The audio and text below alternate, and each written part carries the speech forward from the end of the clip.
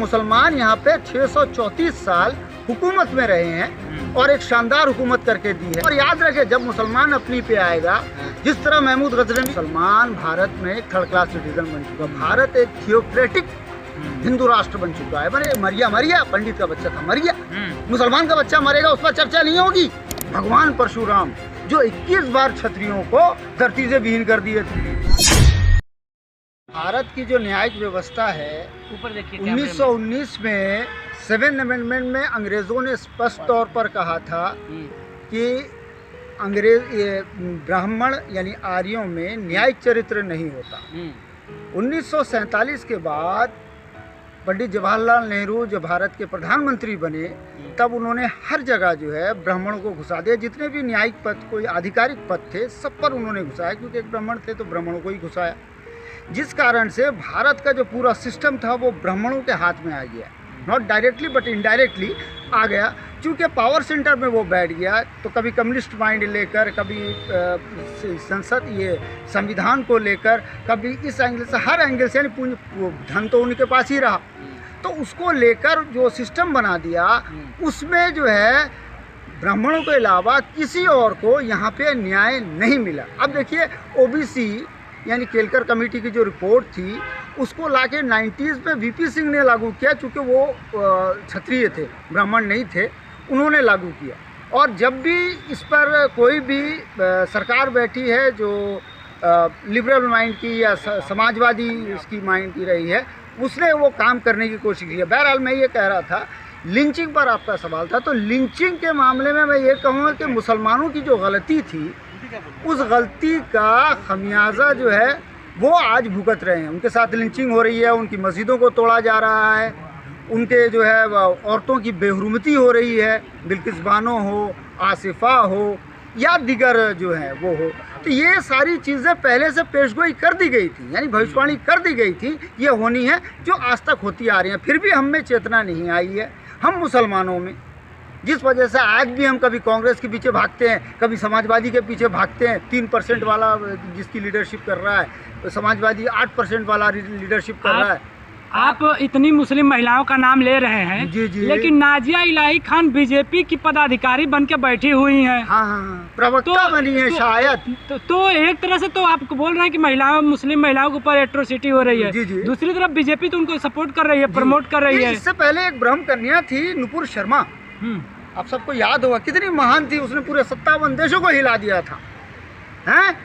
आपको याद होगा, जिसको ये सुप्रीम कोर्ट ने बस ऐसे ही करके रख दिया।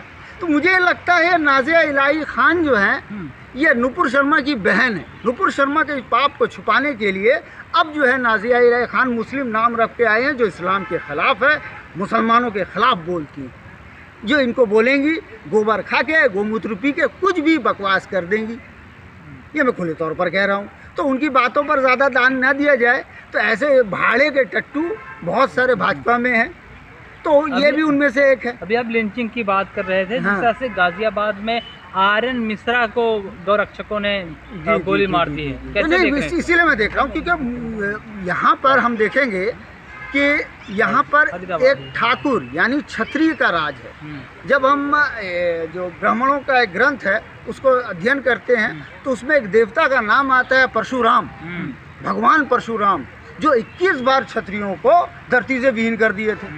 तो उसका बदला लेने के लिए जो योगी जी हैं, योगी जी जो हैं, योगी आदित्यनाथ जी, ठाकुर अजय सिंह बिष्ट, तो वो जो है बदला तो लेंगे भाई।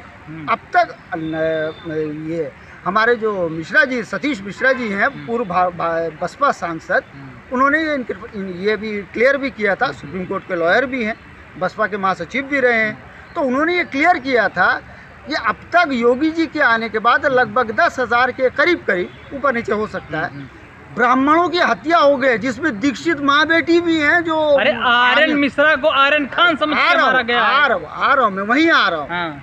आर्यन मिश्रा को जो मारा गया, गौरक्षक समझ के मारा गया है ना, वो तो आप पर चर्चा, आप लोग तो चर्चा उस पर, अरे तस्कर ये जो भी है, पंडित को भी गोली मार दी। तो यहाँ पर गोली मरवाने का, गौ तस्कर के नाम पर गोली मरवाने का उद्देश्य ये है कि मतलब कहते हैं ना, ब्राह्मणों को मारना है, उसके नाम से मार दो। ऐसे ही अगर आप देखेंगे, इन्हीं कार में गोली मारने का जहाँ तक घटना है, विवेक तिवारी को भी तो मारा गया था एक ठाकुर द्वारा।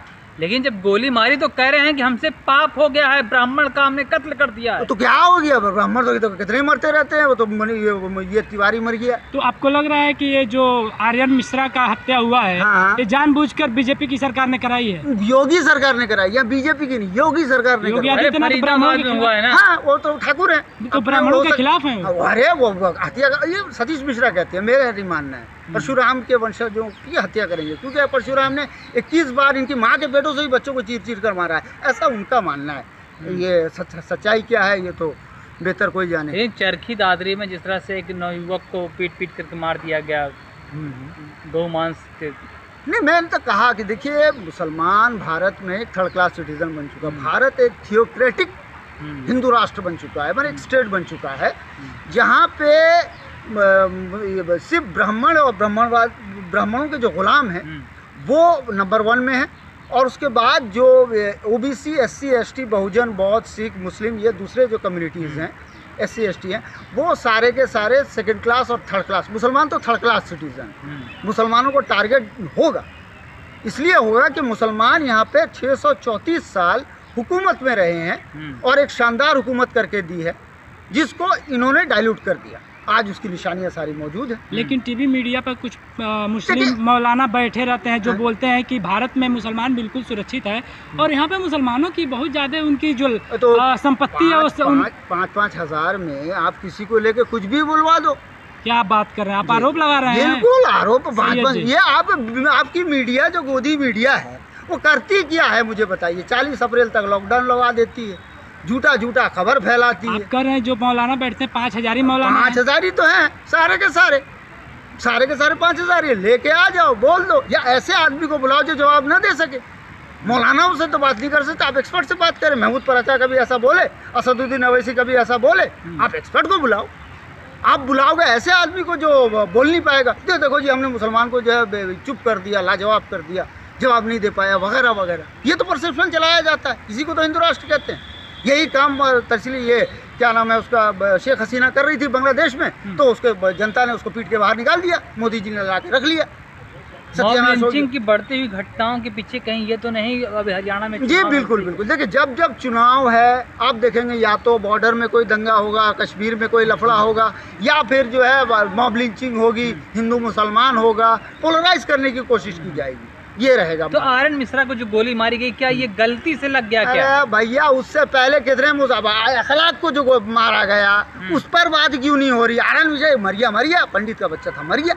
मुसलमान का बच्चा मरेगा उस पर चर्चा नहीं होगी, विवेक तिवारी मरेगा तो उस पर चर्चा होगी। आपका ये परसेप्शन है ना मीडिया वालों का। नहीं कहा जाए आर्यन यार, मैं क्या बोल रहा हूँ, गलती से कह रहे हैं गोली लगी। अरे वो गलती क्या आर्यन खान को मारना चाहते थे क्या? आर्यन खान को तो ऐसे भी तो सरकार लेके भर दी थी जेल में, याद नहीं? 8 ग्राम ड्रग्स के लिए 30,000 करोड़ का ड्रग्स जो अडानी के पोर्ट पर पकड़ा गया, उसकी कोई चर्चा नहीं है आपकी मीडिया में, याद है ना? सबको ड्रग्स बेच रहा है अडानी, वो ड्रगिस्ट है, ड्रग्स का स्मगलर है, लेकिन घूम रहा है। अब बताइए, ये है भारत का हिंदू राष्ट्र। हिमाचल में मुसलमान कैसे बढ़ रहे हैं? नहीं, क्यों नहीं बढ़ेंगे भाई? ठीक है, तो आप रोक दो ना भाई, मुसलमान यहाँ जा नहीं सकता, मुसलमान अब तो खाना तो आपने बंद कर रखा है, सब चीज़ रोक दो। हम थर्ड क्लास सिटीजन हैं। और याद रखें, जब मुसलमान अपनी पे आएगा, जिस तरह महमूद गजनवी ने सत्ता की स्थापना नहीं की थी, लेकिन जिस तरह हजरत शहाबुद्दीन गौरी रहमतुल्लाह अलैह ने करी थी, उसके बाद जैसे हजरत बाबर रहमतुल्लाह अलैह ने करी थी, जिस तरह अहमद शाह अब्दाली ने आकर इनकी बैंड बजाई थी, हम मुसलमान उसमें सक्षम है। 57 देश हमारे ऐसे ही नहीं है। वही मुंगेरी लाल के हसीन सपने। ठीक है भैया, यहाँ तुम अपना हसीन सपने देख रहे हो, देखो हमारा मुंगेरी लाल का नहीं, 57 देश मुंगेरी लाल नहीं होता। और 634 साल खुद तुम्हारे भारत की धरती पर बैठकर हुकूमत करना कोई मजाक नहीं होता। तुम्हारे मतलब इसे अब आपने नहीं मानते? हाँ। क्या माने? मोदी जी तो कहते हैं यहाँ पाप होना, यहाँ पैदा होना ही पाप है।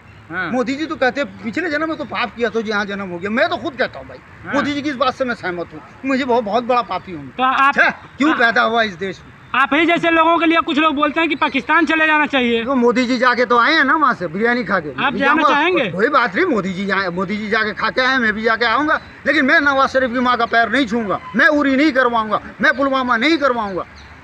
याद रखिएगा, इसमें हमारे सैनिक शहीद नहीं होंगे। मोदी है तो मुमकिन है।